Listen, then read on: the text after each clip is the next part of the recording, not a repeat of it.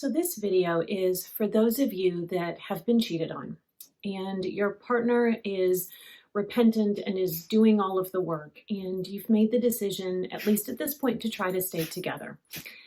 But you're struggling. You're struggling to forgive them and you're struggling to let the affair go in order to move on with your marriage.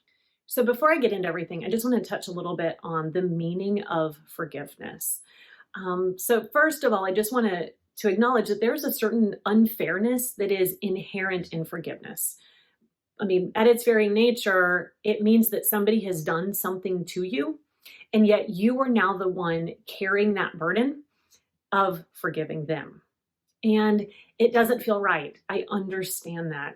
Again, it's just that inherent unfairness that is going to be there. Now, forgiveness means something a little bit different to all of us. And so I'm not going to get too deep into a specific definition of it. When I use that term throughout this video, interpret it as it has meaning to you. But I do want to make very clear that whenever I mention forgiveness, I am not talking about pardoning or excusing them for what they have done. Forgiveness does not mean that you are saying that those actions were okay. And the first thing that I would like to address is, why is it so hard for us to forgive somebody that has cheated on us? Well, one of the main reasons, I believe, is that we no longer feel safe in that relationship. The love is still there, but yet the security is gone. And we so badly want to feel safe. We want to know that we will not be hurt again. And perhaps before the affair, you had that certainty. You had sort of that naive belief that you wouldn't be hurt. And now that naivety has been brutally ripped from you and you no longer have that sense of being safe. And it's such a hard place to be when you no longer feel safe. And naturally, we blame them and their actions for that loss of our sense of security. It's also so hard to forgive after an affair because our minds are filled with all of these intrusive thoughts and images. And so even if your partner is being attentive and trustworthy and all of those things right now, when you look at them, some of you is still seeing all of those details that you learned or imagined about the affair. And what's so hard then is when you look at your partner, you're now seeing them with both love and hate. You love the person, or you wouldn't still be with them, but you also hate what they have done, and you hate what it has done to you and to the marriage. And then finally, another reason that it's so hard to forgive after being cheated on is all of the judgment that we get from others. Because we're so often told that, well, you shouldn't forgive. And if you do forgive, then you're somehow stupid or naive or whatever. And so it can be really hard for us to separate all of those messages that we're receiving from what's actually going on within ourselves and within our own marriage. So what does forgiving your partner after an affair even look like? So one of the first parts is an acceptance that you cannot go back to the way things were. This thing has happened and it cannot be undone. It is impossible for you to go back to that period of time before the affair happened or before you knew about the affair. That ship has sailed. And there's two kind of cognitive distortions that I think we can engage in when it comes to this kind of situation. One, we tend to over-romanticize the past. We tend to think that before this thing happened, everything was good. Our marriage was strong. But that might not be the case. For example, there was a period of time when you thought everything was good, and yet they were cheating on you. So you want to be careful about assigning like some sort of, ideal to this past. The other thing is that when we engage in this, if only this thing hadn't happened thinking, we kind of carry that forward artificially. So we say, if only the affair hadn't happened, then we would be in this certain place today. But you don't know that for a fact. You don't know if the affair hadn't happened, where you would be today. But regardless of all of that, it's done. And there is no undoing that. And I know that that can be such a hard truth to accept, but that's one of the very first things that you need to do before you can forgive. You also have to accept that there are no magic words or actions from your partner that are going to make you feel safe. It doesn't matter how much they promise to you that they're never going to do this again. It doesn't matter how much they apologize. It doesn't matter how transparent they are, how much they open up their phone to you or tell you where they are. None of those things are going to make you feel completely and totally secure. Yes, they can help. And if they're not present, they absolutely can hurt. But there's nothing that is going to give you the security that you so desperately want. And that dovetails nicely into another part of what forgiveness looks like. Part of forgiveness is actually learning to trust yourself again, learning to trust your own instincts, learning to trust that you'll be able to sniff out any BS that's coming your way. And even though there is no going back to that naive safety that you had before the affair, learning to trust yourself is actually where you can regain some of that sense of security again. Because it's telling yourself that you're going to be able to avoid being blindsided again. And it's also trusting yourself that even if you do find something, that you're going to be okay, that you're going to know how to handle this. You're going to be strong enough to do what you need to do.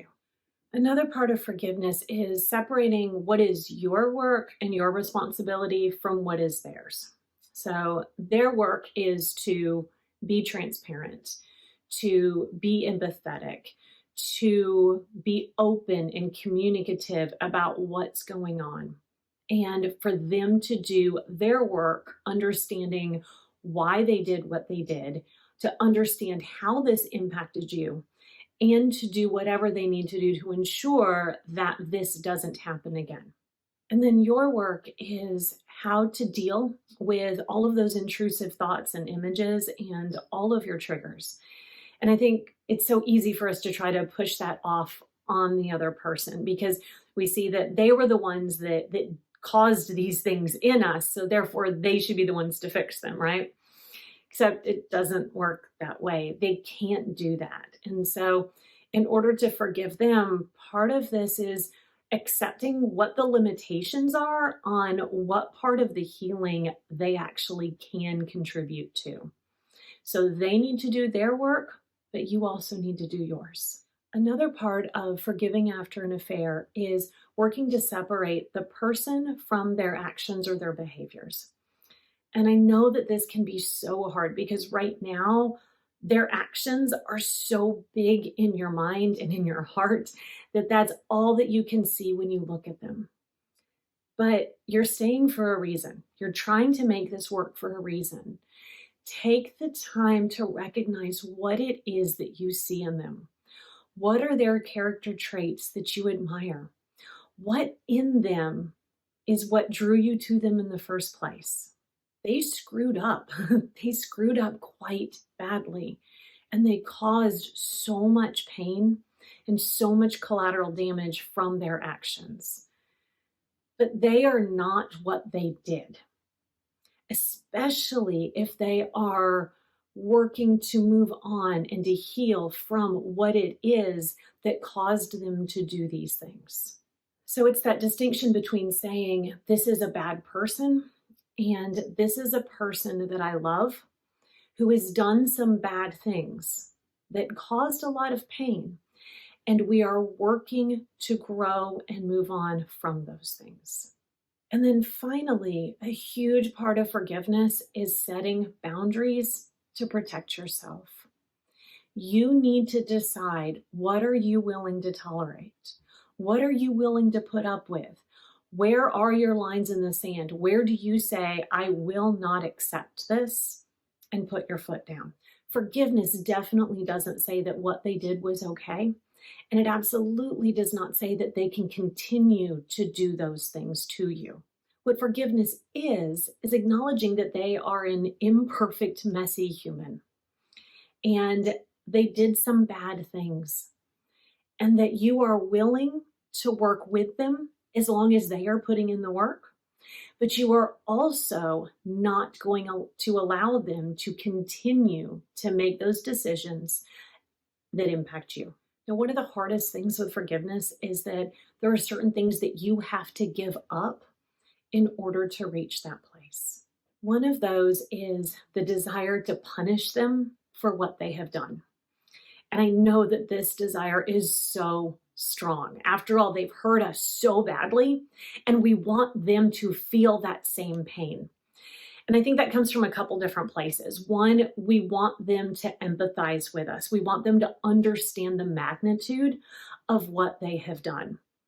And then the other part of that is we want them, it's kind of that tit for tat. We want them to feel the same thing that we did, to hurt them just as badly as they did us. But I think you can tell that a relationship where it's constantly like one person trying to hurt the other one, well, that's no real relationship at all. And so, in order to reach that place of forgiveness, you have to let go of that idea of punishment. And then there's also this. If this is a person who you are trying to make it work with, is doing the work to heal from the affair, they probably feel so much guilt and remorse already that they are feeling pain. Now, it's not the pain that you're feeling. I'm not equating the two. But what I'm saying is that they're not escaping from this unscathed if they truly are remorseful for what they've done. Another thing that you have to give up is that feeling of moral superiority that I think we all can sort of fall into in situations like this. We can get into this place of, yeah, so this was a rough patch in our marriage, but at least I was faithful. I never did those things.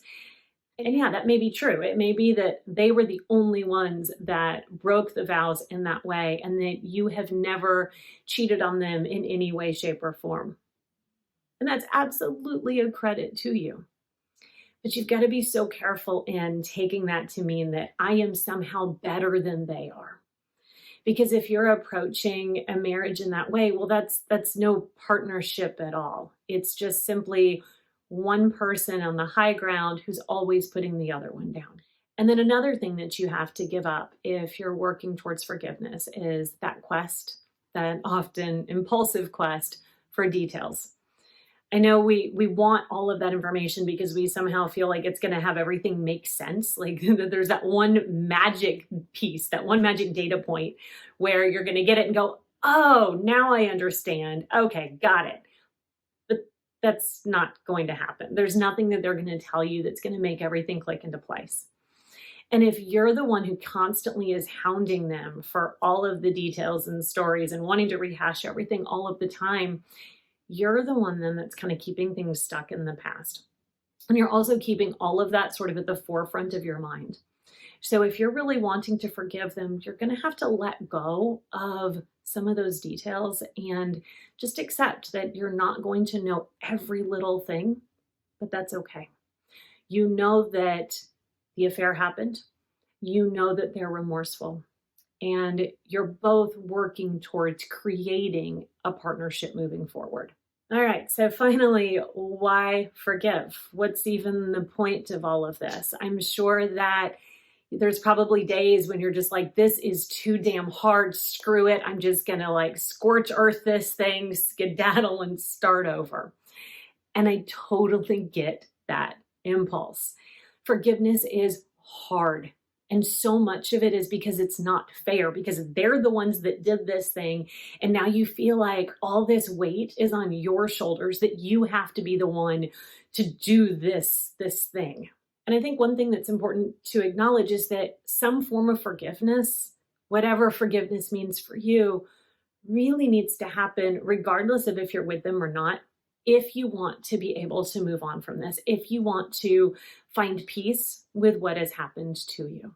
Because even if you leave them, it doesn't mean that you're leaving behind what they've done to you. Unfortunately, that goes along for the ride. So some of the things that you can gain from forgiveness after betrayal, especially when you're still in a relationship with this person, is authenticity. So often our relationships sort of exist at this almost superficial level. where we're not being completely honest with our partners or even ourselves. And we sort of avoid the difficult things, the uncomfortable things. Well, now you're forced to go there and you're forced to be real with each other. And you're forced to both expose and own your own imperfect sides. And part of this too is there's this vulnerability that can happen in this place because you're both broken open.